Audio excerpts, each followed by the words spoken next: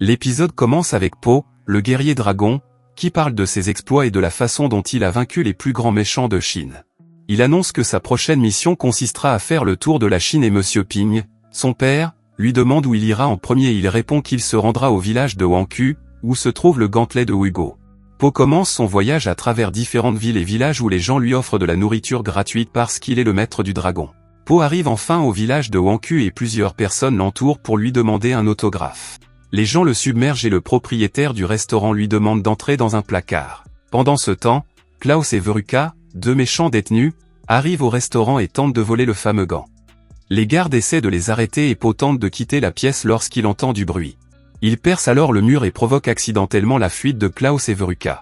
Ils essaient de voler le gant, mais Po l'enfile et lorsqu'il atterrit, il donne un coup de poing sur le sol et le pouvoir du gant détruit le village. Klaus et Veruca reviennent et, alors qu'ils luttent pour récupérer le gant, un doigt se casse, mais ils l'obtiennent quand même. Po les poursuit, mais il voit une personne étrange qu'il suppose être leur partenaire. Les deux voyous tentent de s'échapper, mais l'étrange personne coupe les cordes. Po les combat, mais il reste coincé sur une falaise. Veruca frappe le sol et Po tombe dans l'eau. Po sort de l'eau et constate les dégâts qu'il a causés en essayant d'aider, mais les villageois sont bouleversés et l'ignorent. Le propriétaire du restaurant dit à Po qu'il n'est plus le bienvenu dans la ville à cause des dégâts qu'il a causés et lui demande de partir. Po commence alors son voyage de retour et se rend compte que personne ne l'aime plus. Il arrive enfin chez lui et demande un bol de nouilles. Ping lui dit que tout le monde parle de la façon dont il a accidentellement détruit un village et laissé des criminels voler un ancien artefact. Il dit que l'empereur lui a retiré son titre de maître du dragon, mais soudain, ils aperçoivent l'un des bandits. Po se précipite pour le combattre, mais le bandit l'assomme et Ping lui jette plusieurs boulettes pour le distraire.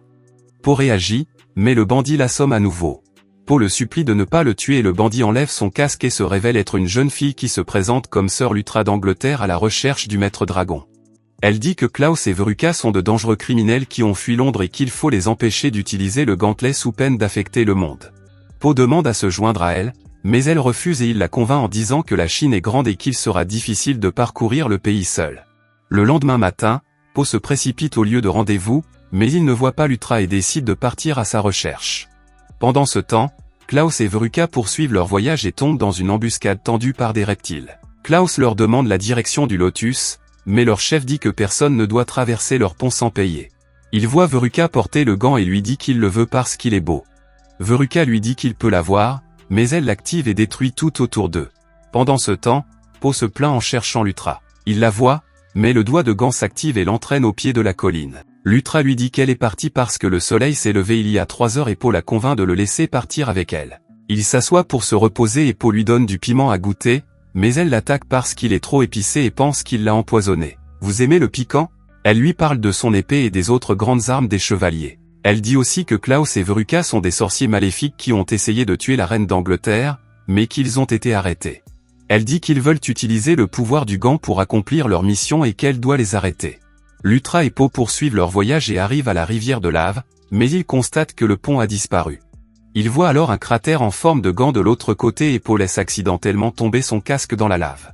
Lutra se met en colère et dit à Po de rentrer chez lui car elle a perdu son temps. Po invoque la paix intérieure et traverse plusieurs rochers sur la rivière de lave pour atteindre l'autre rive. Po lui lance une corde et la tient pendant qu'elle marche dessus. Soudain, des lézards arrivent et entourent Po. Po se sert de la corde pour combattre les lézards et Lutra essaie de traverser la corde. Les lézards commencent à l'attaquer, mais elle réussit de justesse à traverser la corde, mais un lézard vole l'épée de Lutra. Elle escalade un mur pour récupérer l'épée, mais Po lui dit qu'ils doivent travailler ensemble et elle le pousse vers le lézard. Le lézard se rend compte que l'épée est faite d'acier noir d'équinoxe et dit qu'il deviendra riche s'il la vend, alors plusieurs lézards émergent et les poussent vers le bas. Po renverse plusieurs lézards et atteint l'homme de main avec l'épée. Po le frappe en récupérant l'épée. Il atterrit à côté de Lutra et tente de lui rendre l'épée, mais son doigt de gant s'active et ils assistent à la destruction d'une ville. Pendant ce temps, un hérisson nommé Zen s'endort alors qu'il écrit sur un parchemin. Un hérisson âgé entre et lui ordonne de déposer le parchemin dans la bibliothèque si elle a terminé. Elle se balance sur un bâton et dépose le parchemin dans un trou d'une grande tour. Elle entend Klaus et Veruca voler un parchemin, et Veruca utilise le gant pour détruire la ville. Pendant ce temps, Po et Lutra observent l'activation du doigt du gant et voient comment la ville est détruite. Ils arrivent et sauvent plusieurs personnes alors que les tours s'effondrent. Ils empêchent une tour de s'effondrer et les personnes qui sont des moines les remercient d'avoir sauvé les parchemins. L'aîné Wang dit que les parchemins contiennent l'histoire de la Chine et que Po est un héros et leur maître dragon. Les empereurs vont et viennent, mais il restera. L'Ultra demande aux moines s'ils savent qui a attaqué leur ville et ils répondent qu'ils ont capturé Klaus et Veruca. Wang leur permet de voir les criminels et ils avancent sur de longs bâtons qui pénètrent dans la prison. Po et l'Ultra se rendent compte que la personne capturée par Wang est Zen. Wang dit que Zen a été une épine dans leur pied et leur assure qu'elle est la coupable. L'Ultra dit qu'ils devraient partir, mais Zen leur dit qu'elle a vu Klaus et Veruca. Elle leur dit qu'elle les aidera s'ils l'aident à s'échapper, mais Po refuse parce qu'elle est prisonnière. L'Ultra leur dit qu'ils n'ont pas le choix car ils doivent empêcher Klaus et Veruca d'attaquer d'autres villes. Cette nuit-là, Po se faufile dans la ville et, à l'aide de bâtons, pénètre dans la prison où il rencontre Zen. Il essaie de crocheter la serrure, mais la pierre se brise et il ne sait plus quoi faire. Po essaie de se taire et décide de porter chaîne pendant qu'elle est dans la cage. Les gardes remarquent ce qui se passe, mais Po leur dit qu'il emmène la prisonnière aux gardes impériaux. Pendant ce temps, l'Ultra attend Po et voit les gardes impériaux. Po continue de parler aux gardes pour les distraire et s'échappe avec Zen. Po s'approche avec un bâton et l'Ultra là-bas au moment où les gardes impériaux arrivent. Po tombe au sol et la cage atterrit sur le chariot des gardes impériaux. Ceux-ci se moquent de Po en partant et il s'excuse auprès de l'Ultra. Elle affronte les gardes et leur demande de lui remettre Zen, mais les gardes refusent et disent qu'elle ne pourra pas les arrêter parce qu'ils sont en infériorité numérique. Elle tente de se débattre, mais les gardes la mettent à terre et Po l'aide. Il déverrouille la cage de Zen et s'échappe avant que les gardes ne se réveillent. Dans les bois, Zen les informe qu'il a vu Klaus et Veruca voler un parchemin et elle leur raconte que le monde était un seul continent et que les gens qui y vivaient pouvaient contrôler les éléments. Un jour, un groupe s'est réuni et a décidé de dominer le monde. Des guerriers ont donc forgé de puissantes armes capables d'arrêter ces personnes malveillantes. Mais après les avoir piégés, le pouvoir des armes a divisé le continent pour former le monde que nous connaissons aujourd'hui. Les armes, qui étaient un casque, un fouet, un gant et une arme inconnue, ont été dispersées dans le monde entier afin que personne ne puisse exercer leur pouvoir. Po se rend compte que Klaus et Veruca essaient de rassembler toutes les armes. Pendant ce temps, les gardes impériaux recherchent le trio et Zen utilise des feux d'artifice pour les distraire. Po et l'Ultra s'échappent et Po remarque que le fouet enflammé lui rappelle quelque chose.